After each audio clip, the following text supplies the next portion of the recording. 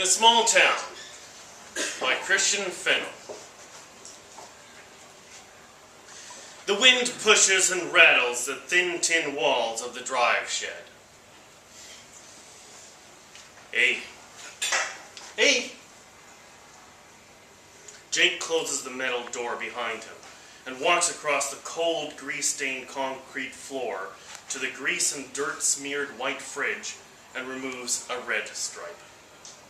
He twists the top off and tosses it toward a green plastic garbage can, surrounded by empty car parts boxes, rags, empty bottles and cans, and assorted other trash. He says, "What's that then?" "It's Murray's," replies Jake's younger brother, Tom. "Oh? What did he do?" "Rings are broke. You hear anything?" Jake lowers the beer from his mouth and runs the torn sleeve of his tan canvas coat across his lips. "Yup. Heard something today." Tommy looks back over his shoulder and waits. Jake tilts his head to the right to get a better sight line of the four-wheeler engine his younger brother is repairing. "Well, what did they say?" says Tommy. "Said I'm shooting blanks," replies Jake. He drinks the beer and tosses the empty bottle into the garbage can. "You mind if I have another?" Tommy picks up a rag and wipes his hands. He turns and looks at Jake. "Go ahead. Fill your boots." Jake grabs another red stripe and opens it. "You tell Alice?" "Nope." "I guess you'll have to." "I guess." Jake stares at the beer in his hand. "Not tonight, I ain't." He tips back the bottle and drains the beer and tosses the empty into the garbage can. "Right now, I'm going to bed. See ya." "Yeah, see ya." Jake and Tommy are the Burlesons of Burleson Road, Mapleford, Ontario. A small and quiet agricultural community located at the 31-mile marker on the Trent-Severn waterway. Of the two brothers, Jake is the larger man. He stands 6'1" and weighs 240 pounds. At just 28 years old, he is already balding. Tommy is the opposite. He is thin, 5'9", and has a full head of light brown hair. The differences in their looks and personalities are so great that unless you knew better, you'd never guess they were brothers. A swirl of snow follows Jake inside. He quickly closes the door. Hey! He walks to the back corner of the drive shed and opens the small door of an old, black and rusted airtight stove. He selects a chunk of maple from the small stack of firewood and places it in the stove. He closes the door and sits next to the stove on an aged block of red oak. "It's a little fresh." "Seems like it." "I thought you were done with that." "I did too." "I'm too damn cold to move. Grab me one of them beers, will ya?" Tommy steps out from under the black 69 Firebird and grabs Jake a beer from the fridge. "What's the problem?" "I think there's air in the line." "Need any help?" "Nah, I got it." "Good, because I wasn't about to anyways." "I know." Jake takes a sip of his beer. "I talked to Alice." "Oh? How did it go?" About as good as you think. He takes another sip. By the way, you didn't say nothing to Cindy, did you? Nope. Good. I wouldn't think you would. Why? What's up? I don't know. I gotta think about it some. Maybe nothing. Tommy goes back to work while Jake sits and finishes his beer. After a while, Tommy asks, "So, when do you think you'll know?" "Know what?" "What it is you're thinking about." "Oh, I don't know. Maybe after the hunt." The Burlesons are one of only a handful of families left in the area that have farming roots that date back prior to the town being incorporated in 1831. Their downfall, like so many of the others, wasn't the result of a defining moment, but rather the slow erosion of success and the inevitable and continual need to sell off parts of their farm to stay ahead. What was once a prosperous farm of 750 acres is now nothing more than 2 side-by-side 5-acre lots, each with a small ranch-style bungalow on it. The only original building that remains is a falling-down barn that sits on Jake's lot.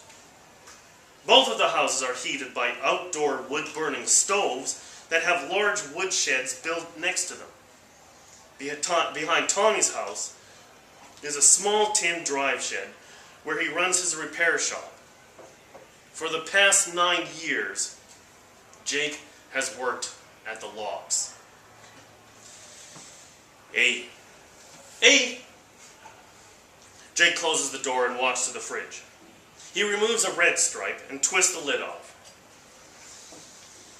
I don't know about you, but I don't think much of this thaw.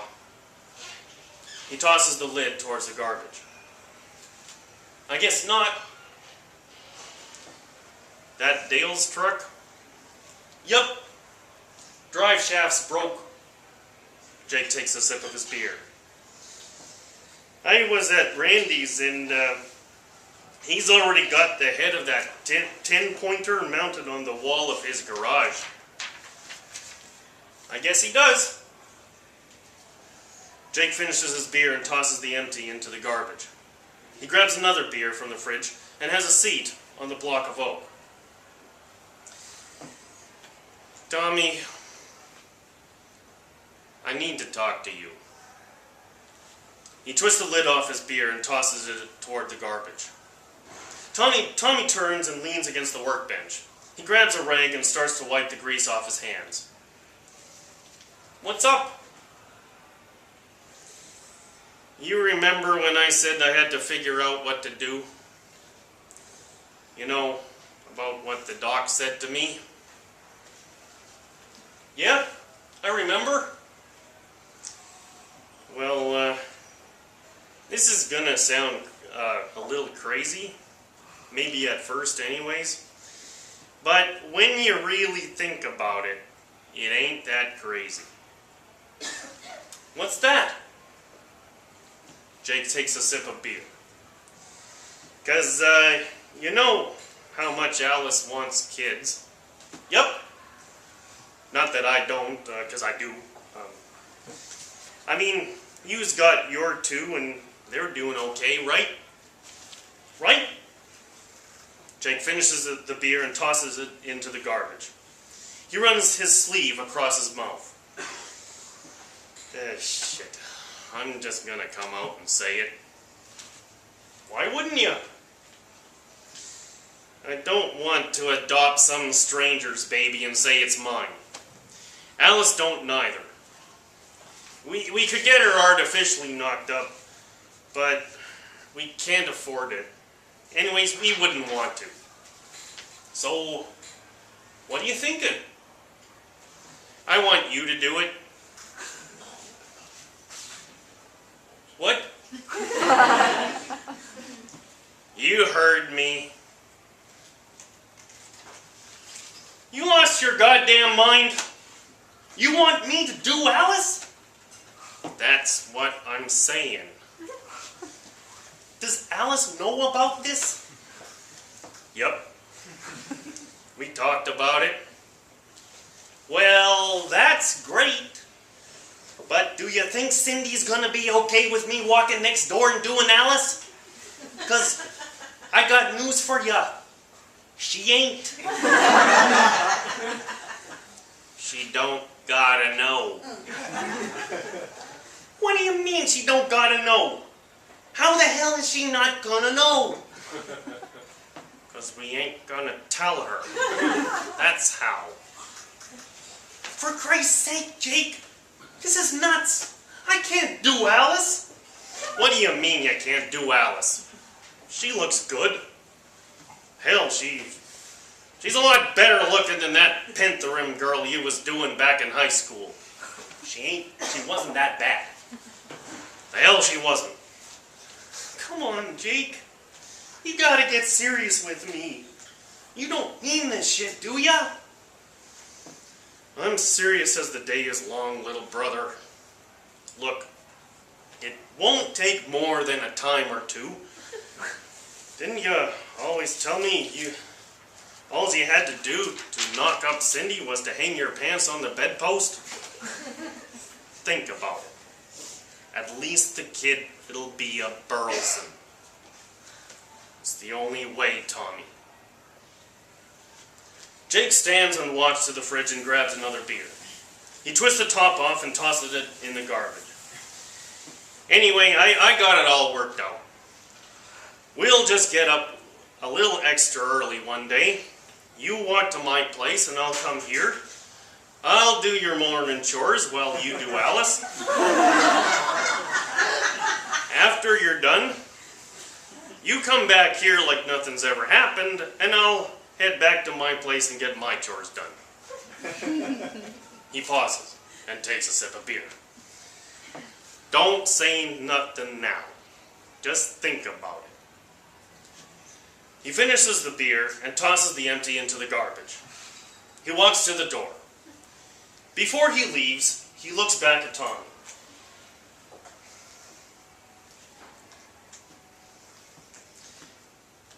Alice says she'll be dropping eggs in the next day or two. See ya. Tommy, still a little stunned by Jake's request, waits till Jake is gone. See ya. Several days later, Jake and Tommy execute the plan. In the cold pre-dawn dark, they cross paths. They do not look at one another, and they do not stop and talk. And so it goes, on through the varied seasons of the coming year.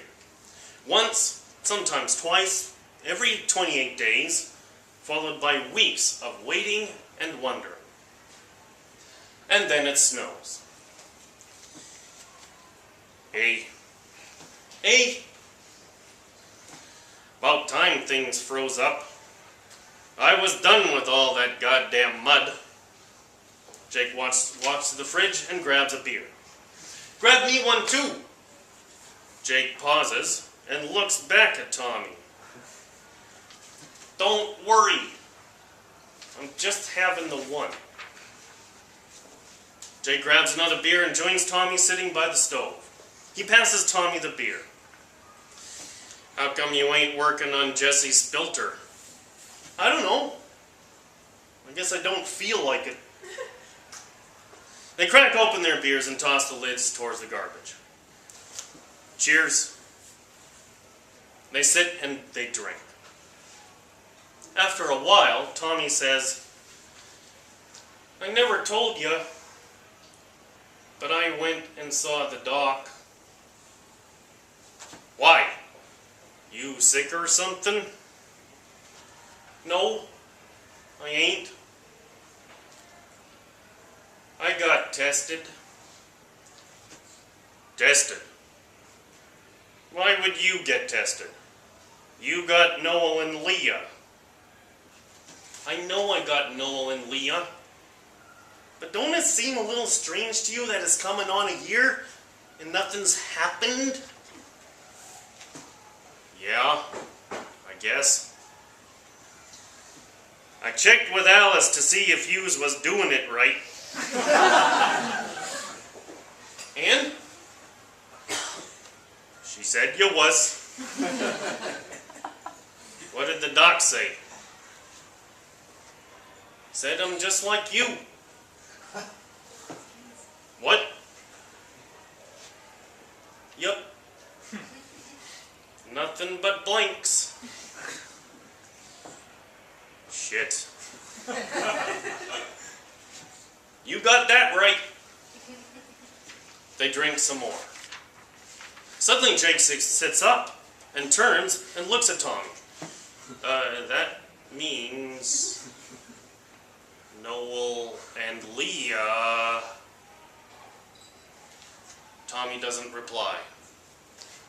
And Jake's words hang and linger in the warm, fire-stoked air. After a while, Jake says, "So, what are you gonna do?" "I don't know. I ain't got it figured out yet. I'll tell you one thing. I ain't gonna be doing Alice no more. Unless you think she might miss it too much." "I don't know. I could check." Tommy smiles. "You do that." They finish their beer and toss the empties into the garbage. Fuck it. We need another one. He stands and brings back 2 more beers. He opens one and passes it to Tommy, and then opens the other one and takes a drink. "I'll tell you what." "What's that?" He sits back down next to his brother. "I'm gonna miss you doing up my morning chores. That's for sure." Jake smiles. He takes a sip of his beer and turns and looks at Tommy. "This is one hell of a deal, ain't it?" "Yup. Seems like it, don't it?" They continue to sit in silence and drink their beer. Finally, Jake says, "You know, I've been thinking, maybe we ought to go see Mom." "Yeah, I've been thinking that too."